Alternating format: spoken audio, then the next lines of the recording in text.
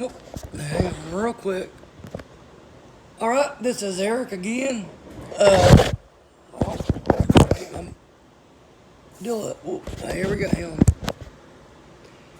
Anyways, I'm going to move just a little bit. There we go now. On this video, I'm going to be doing Doug Supernaw's 1999 album Fadin Renegade, which was, well, it wasn't his last, but last of, I guess you could say, original material. Doug Supernaw was true blue country. He's a Texan, or was. He sadly passed away last year on November 13th of stage 4 lung cancer. And it really sucked because he was one of the very traditionalists. And I was really hoping he'd come back and make another few more albums. He came back and re-recorded a bunch of his songs. And, you know, he had a lot of great country songs. I mean, he was influenced by George Jones and Gene Watson. And, I mean, he was not pop at all. He was true blue country. But his first album, or he recorded 5 albums, or 4 albums of original material. The only song that went #1 was I Don't Call Him Daddy. Great song. And it was actually, I did not know this, it was actually recorded by Kenny Rogers earlier, a few years earlier. Actually, I think like in the 80s. But anyways, I'm not here to talk, I jabber a lot. But anyways, but like I said, and the funny thing is, I grew up on 90s country. But I really didn't listen to not traditional country, I did Doug Supernaw until my later years. Until I met a buddy of mine that we used to drink beer together in high school. But anyways, like I said, Reno was a big video on CMT, GSC maybe, Great American Country. I'm trying to think of what Fadin, or 21 to 17. Trying to think of what else was on there. Other songs he had. But anyways, like I said, he passed away at age of 60 at his home. At least he died in his home. But anyways, it's Fadin Renegade was the last album of original music. And it kicks off with Fadin Renegade. It was written by Coke Sam's, and it's just about a cowboy's last ride. Great cowboy song. Then it goes into Wilting Rose, which I actually wrote a song called Heartache Garden. Heartache Garden. Excuse me. I kind of took the idea from that song. It was written by him, Doug Supernaw, Lonnie Atkinson, and it's about an old woman just slowly dying and just reminiscing, and the children don't see her anymore, you know, and then, you know, they end up, and the kids are going to end up having to bury her. Sad stuff. He didn't do a lot of upbeat songs. #3 is One of Those Days. Great beer drinking song about a guy that misses a girl, ends up getting drunk every time he thinks of her, and hopefully one day he'll won't think of her. And it was written by Doug Supernaw and Tammy Pierce. #4 is a funny song, comical song, upbeat song called "Took Her to the Moon and I Can't Bring Her Back."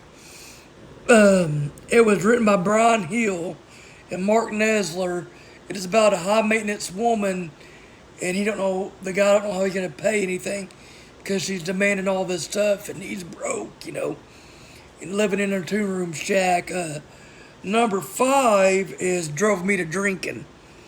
And it's got like a Spanish in it, and I don't know I want to learn Spanish. by Hatton yet. But it's got an accordion in it, and I love accordion. And it's just about a man who, or about a woman who drives a man to drinking, and she drops him off that bar, and she goes does what she wants to.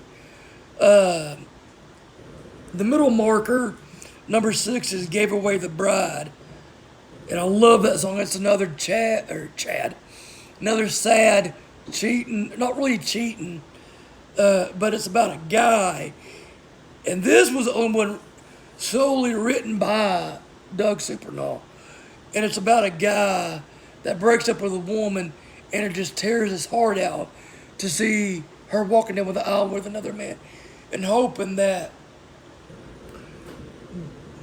the father of the bride gets the boyfriend's permission, sad stuff. And then 21 to 17 is number 7, and it's written by Reese D. Wilson. And it's kind of a double meaning song. It's about, it's 21 to 17 is about the score of a football game.